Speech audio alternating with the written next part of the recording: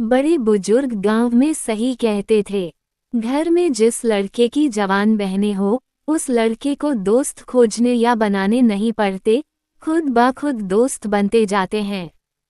कुछ लोगों के लिए दोस्ती का मुखौटा तो घर में घुसने का लाइसेंस होता है। वो दोस्त कम बहनों के पीछे घर तक पहुंचने का रास्ता बनाते हैं और फिर वो दोस्त के पीठ पीछे अपनी मकसद को अंजाम देते। ऐसी ही एक सच्ची घटना सुनाने जा रही हूँ, सुनकर आपके होश उड़ जाएंगे। तो चलिए कहानी को शुरू करती हूँ, अंत तक बने रहिएगा, कहानी आपको बहुत पसंद आएगी। कस्बे की ठंडी हवाओं में भी हमारे घर की आबो हवा में एक अजीब सी तपन रहती थी। बाजार के मोड़ पर बसा हमारा 2 मंजिला पक्का मकान बाहर से जितना शांत दिखता, अंदर 4 जवान भाई बहनों की धड़कनें उतनी ही तेज चलती थीं। भाई 21 का था, शरीर से पहलवान, लेकिन दिमाग से इतना सीधा कि कोई भी उसे 4 मीठी बातें सुनाकर अपनी उंगलियों पर नचा ले। मैं अर्चना, जवानी की दहलीज पर, जो 20 की उम्र में थी, और मुझसे छोटी 2 बहनें, जिंदगी के उस मोड़ पर जहां जरा सी हवा भी मन में बवंडर उठा दे। ये बात बिल्कुल सही है, जिस घर में एक सीधा भाई और जवान बहनें हों, उस घर का दरवाज़ा कभी खाली नहीं रहता। दोस्तों की भीड़ तो ऐसे उमड़ती है जैसे मुफ्त की दावत बट रही हो। मेरे उस कस्बे में भी ऐसा ही कुछ हाल था। हम 3 जवान और बेहद खूबसूरत बहनें थीं। मेरे भाई का दोस्त विक्रम जब भी हमारे आंगन में कदम रखता, माहौल की हवा बदल जाती। बुलंद आवाज, आंखों में अजीब सा सुरमा और होठों पर एक ऐसी कुटिल मुस्कान जो शरीफों को धोखा दे दे। वो मेरे भाई की पीठ ठोककर चिल्लाता, अरे भाई, तू तो मेरा जिगरी है, तेरे लिए तो जान भी हाजिर है। भाई को लगता विक्रम न होता तो मैं अकेला पड़ जाता। विक्रम की जान भाई में बसती थी और मेरा भाई भी उसे सगे भाई से बढ़कर मानता था। माने क्यों नहीं, विक्रम भाई मेरे इस घर के हर सुख दुख में भागीदार बनता था। घर में सब लोग विक्रम को मानते थे, हम लोग भी अपने सगे भाई से ज्यादा प्यार देती थी। माँ भी उसे बहुत अच्छा लड़का कहती थी और उसे दूसरा बेटा मानती थी।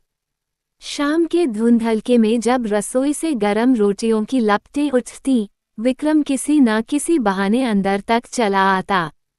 कभी गांव की कुछ खट्टी मीठी बातें करने, तो कभी खेत के बंटवारे का ज्ञान बांटने। बाहर तो वह गांव वालों के सामने चिल्ला चिल्ला कर हमें, अपनी सगी बहनें, कहता, हमारी इज्जत पर मरने मिटने की कस्में खाता। लेकिन हमने गौर किया, जब घर के अंदर की सांकल ढीली होती, तो उसकी नज़रें बिल्कुल बदल जाती। मुझे याद है वो बरसाती दोपहर, माँ बाप गांव में किसी की मैयत में गए थे और भाई दोस्तों के साथ चौपाल पर ताश खेल रहा था।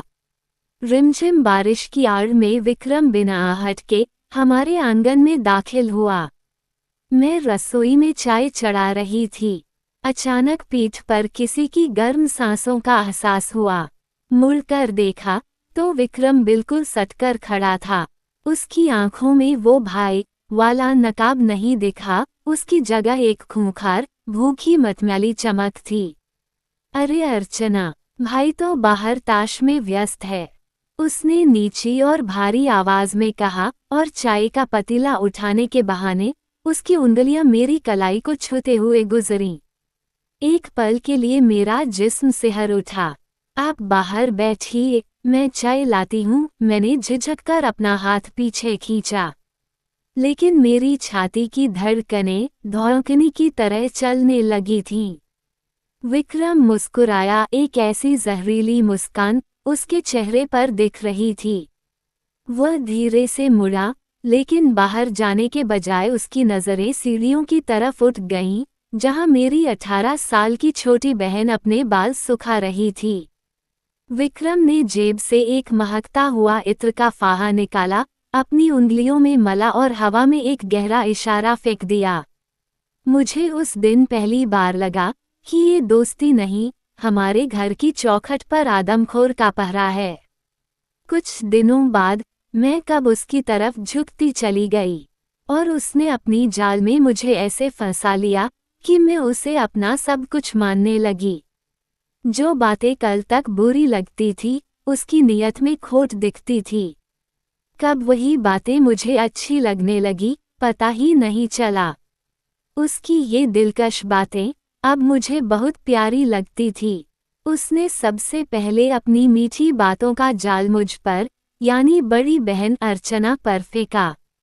वह भाई की गैरमौजूदगी में मेरे पास आता, मेरी झूठी तारीफें करता, आंखों ही आंखों में वादे करता और खुद को मेरा सच्चा हमदर्द बताता। धीरे धीरे मैं उसके इस झूठे प्यार में ऐसी अंधी हुई कि उसके हर इशारे पर नाचने लगी। वह बंद कमरों में प्यार का नाटक करके मेरा इस्तेमाल कर रहा था और मैं बेवकूफ़ इसे अपना नसीब समझ बैठी थी। लेकिन हद तो तब हुई जब मुझे पता चला विक्रम का पेट इतने से नहीं भरा। मेरी पीठ पीछे उसने 18 साल की सबसे छोटी बहन को भी अपने जाल में फांस लिया। मासूम चंचल उम्र की छोटी बहन को उसने बड़े बड़े ख्वाब दिखाए, शहर घुमाने के वादे किए और उसे अपने प्यार का ऐसा जहर चखाया कि वह भी विक्रम की दीवानी हो गई। विक्रम एक ही वक्त पर हम दोनों बहनों को प्यार का झूठा दिलासा देकर जिस्मानी और मानसिक तौर पर इस्तेमाल कर रहा था। हम दोनों एक ही छत के नीचे थीं, लेकिन अपने अपने प्यार के नशे में अंधी होकर एक दूसरे के राज से अनजान थीं। विक्रम की हैवानियत यही नहीं रुकी। उसकी भूख इतनी बढ़ चुकी थी कि उसकी नीयत अब बीच वाली बहन पर भी बिगड़ने लगी। जब भी वह घर आता, मौका पाकर बीच वाली बहन पर दोहरे अर्थ वाले वाक्य कसता, रास्ते में जानबूझकर टकराने की कोशिश करता और अपनी भूखी नज़रों से उसके बदन को नापता। लेकिन बीच वाली बहन विक्रम के इस संस्कारी दोस्त वाले नकाब को शुरू से ताड़ रही थी। वह न तो उसकी बातों में आई और न ही उसके इशारों में। उल्टे उसके मन में विक्रम को लेकर गहरा शक बैठ गया। फिर आई वो भयानक काली रात, जब घर में सन्नाटा पसरा था। माँ बाप गांव में एक रिश्तेदार के यहाँ गए हुए थे और भाई शराब के नशे में धुत होकर बाहर दालान में सो रहा था। विक्रम भाई को हर शाम को शराब पीने के लिए पैसे देता था। एक दिन बीच वाली बहन को रात के 1 बजे प्यास लगी। वह पानी लेने के लिए रसोई की तरफ बढ़ी, लेकिन तभी उसे पीछे वाले अंधेरे स्टोर रूम से सिसकियों और कपड़ों की सरसराहट की आवाज़ें सुनाई दी। सन्नाटे को चीरती उन आवाज़ों को सुनकर उसके कदम ठिठक गए। उसका दिल जोर जोर से धड़कने लगा। उसने दबे पांव जाकर दरवाजे की दरार से अंदर झांका और जो दृश्य उसने देखा, उसने उसके पैरों तले जमीन खिसका दी। कमरे के धुंधले उजाले में विक्रम और उसकी सबसे छोटी बहन मर्यादा की सभी हदें पार कर रहे थे। उसकी छोटी बहन के बदन पर एक भी कपड़े नहीं थे और उसकी बहन विक्रम की बाहों में पूरी तरह अंधी हो चुकी थी। और विक्रम के चेहरे पर एक वहशी और जहरीली मुस्कान थी, वही मुस्कान जो उसने कुछ घंटे पहले बड़ी बहन अर्चना को देखते वक्त चेहरे पर सजाई थी। बीच वाली बहन का दम घुटने लगा। उसे समझ आ गया कि भाई का ये जिगरी दोस्त कोई इंसान नहीं बल्कि आदमखोर है, जो एक ही घर में बड़ी और छोटी बहन को जिस्मानी तौर पर इस्तेमाल कर चुका है और अब उसकी नज़र तीसरी पर भी है।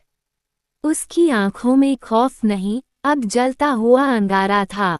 बीच वाली बहन का कलेजा कांप रहा था। वह भागती हुई ऊपर कमरे में गई और उसने अर्चना बड़ी बहन को नींद से जगाया। उसने हाँफते हुए कांपते हाथों से अर्चना को नीचे का पूरा दृश्य बता दिया कि कैसे विक्रम और उनकी 18 साल की सबसे छोटी बहन कमरे में मर्यादा की तमाम हदें पार कर रहे हैं। लेकिन अर्चना के सिर पर विक्रम के झूठे प्यार का ऐसा भूत सवार था कि उसने बीच वाली बहन की बातों पर जरा भी विश्वास नहीं किया। तू पागल हो गई है क्या? अर्चना गुस्से में फुसफुसाते हुए बोली। विक्रम ऐसा कर ही नहीं सकता।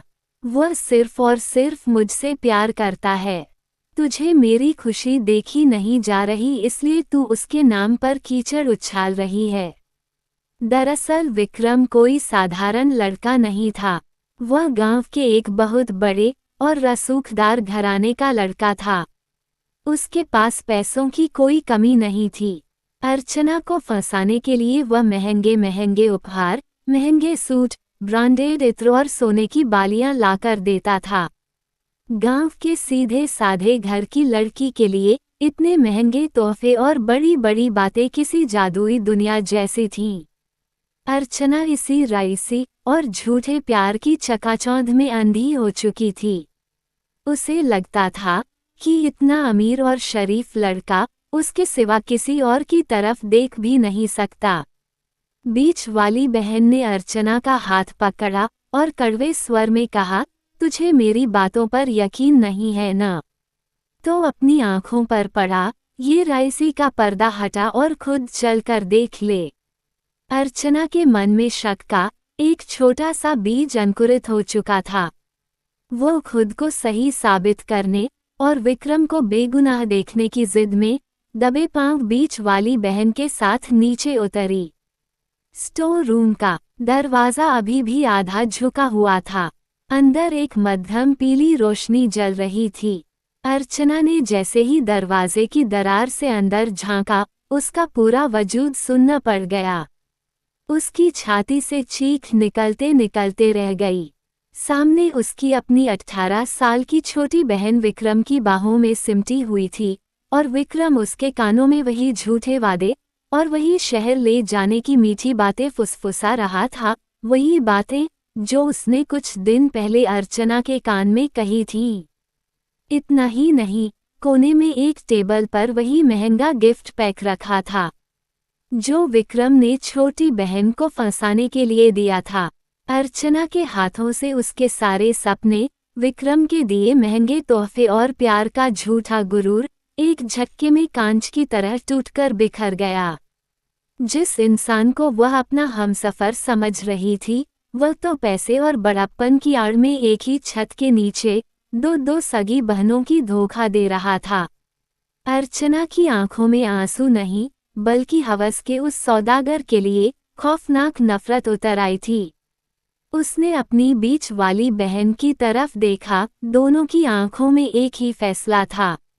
अब तक जो बहनें जाल में फंसी थीं, अब वे शिकार नहीं, शिकारी बनने वाली थीं।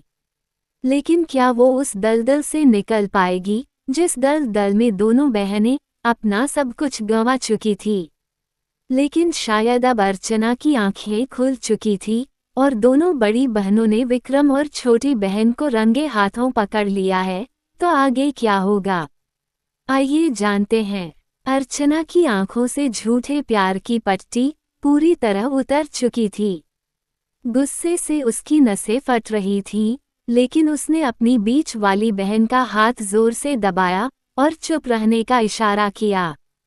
उन्हें पता था कि अगर इस वक्त शोर मचाया या भाई को जगाया तो गांव का रसूखदार विक्रम पैसों और अपनी पहुंच के दम पर मुकर जाएगा और बदनामी का सारा कीचड़ उनके ही परिवार पर उछलेगा। उन्हें विक्रम को सिर्फ रोकना नहीं था, बल्कि उसकी ऐसी हालत करनी थी कि वह फिर कभी किसी लड़की की तरफ आंख उठाकर देखने की हिम्मत न करे। अगले ही दिन अर्चना ने अपनी छोटी बहन को अकेले में ले जाकर रोते हुए पूरा सच दिखाया।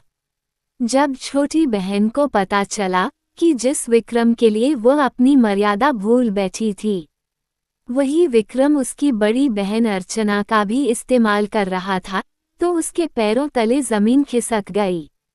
छोटी बहन की आंखों से पश्चाताप के आंसू बह निकले। अब तीनों बहनें एक हो चुकी थीं, शिकारी को उसी के जाल में फंसाने के लिए। योजना के तहत अगले ही दिन अर्चना ने विक्रम को मैसेज किया, आज रात माँ बाप और भाई सब रिश्तेदारी में जा रहे हैं। घर पर मैं अकेली हूँ। तुम छत वाले कमरे में आ जाना। उधर विक्रम, जो अपनी हवेली के घमंड और हुस्न के नशे में अंधा था, इस जाल को समझ ही नहीं पाया। उसे लगा कि अर्चना अभी भी उसके महंगे तोहफों और प्यार के जाल में अंधी है। रात के ठीक 12 बजे विक्रम हवेली से निकलकर दबे पांव छत के रास्ते हमारे घर में दाखिल हुआ। छत के कमरा में अंधेरा था। विक्रम के चेहरे पर वही अयाश मुस्कुराहट थी। जैसे ही उसने कमरे के अंदर कदम रखा और दरवाज़ा बंद किया, अर्चना ने अंदर से सांकल चढ़ा रही थी। तभी विक्रम ने अंधेरे में हाथ बढ़ाते हुए पीछे से अर्चना को अपनी बाहों में भर लिया। कहा, अरे अर्चना, आज तो बड़ा सन्नाटा है। विक्रम अर्चना के साथ खेलना शुरू किया जैसे वो पहले करता था। तभी उसकी छोटी बहन ने टार्च जला दिया। टार्च की रोशनी जलते ही उसके होश उड़ गए। सामने सिर्फ अर्चना नहीं खड़ी थी, उसके अगल बगल बीच वाली बहन और 18 साल की छोटी बहन भी खड़ी थीं। तीनों बहनों के हाथों में लोहे की भारी रॉड और डंडे थे और उनकी आंखों में किसी देवी जैसा खौफनाक गुस्सा था। यह क्या मजाक है अर्चना? विक्रम ने हकलाते हुए पीछे हटने की कोशिश की, लेकिन पीछे दरवाज़ा बंद था।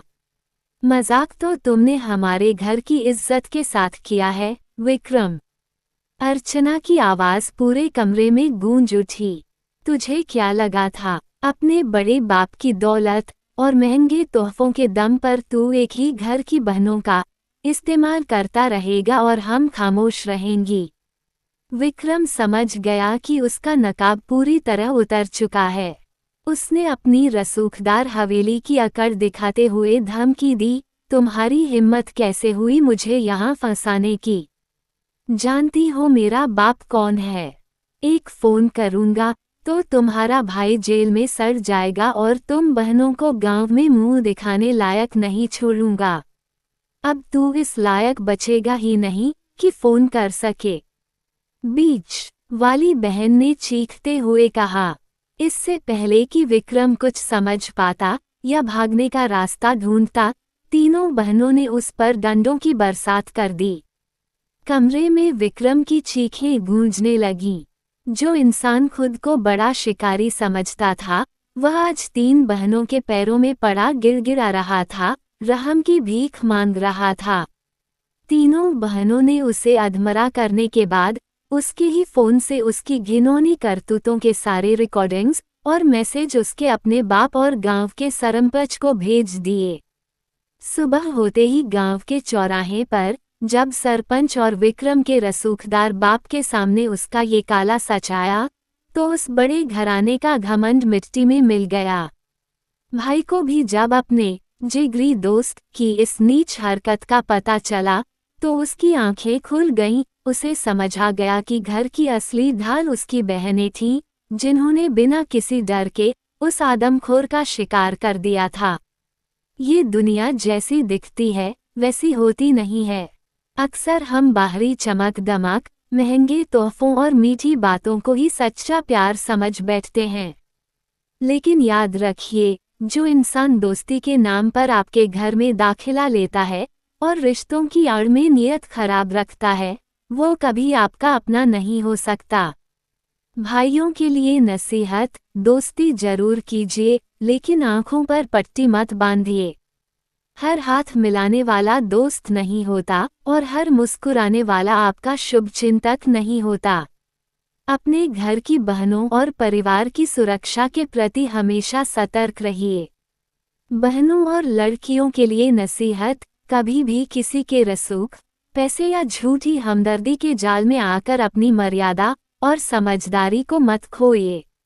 अगर किसी की नीयत पर जरा सा भी शक हो, तो चुप रहने के बजाय आपस में बात कीजिए और आवाज उठाइए, क्योंकि आपकी एकजुटता और हिम्मत ही हर चालाक और दरिंदे का सही इलाज है। सतर्क रहिए, सुरक्षित रहिए और अपनों पर भरोसा बनाए रखिए। कहानी कैसी लगी कमेंट करके जरूर बताइए। चैनल को सब्सक्राइब कीजिए। मिलती हूँ फिर एक नई कहानी को लेकर। अपना ख्याल रखिए। धन्यवाद।